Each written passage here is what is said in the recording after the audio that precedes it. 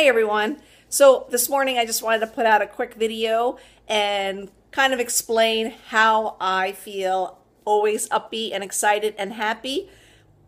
It's just that, life is good. I have a great husband, Brian. He's always happy and excited and upbeat and always sees the positive in everything.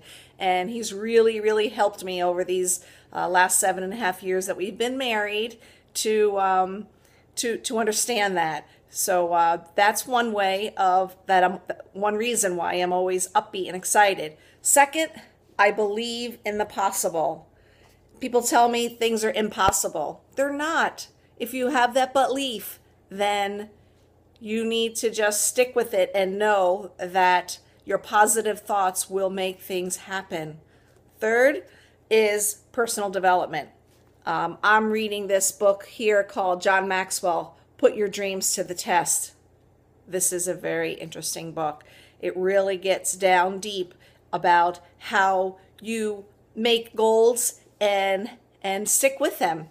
So I highly recommend this book. Give it a try if you're looking for ways of always staying happy and excited about life, because we only get one life.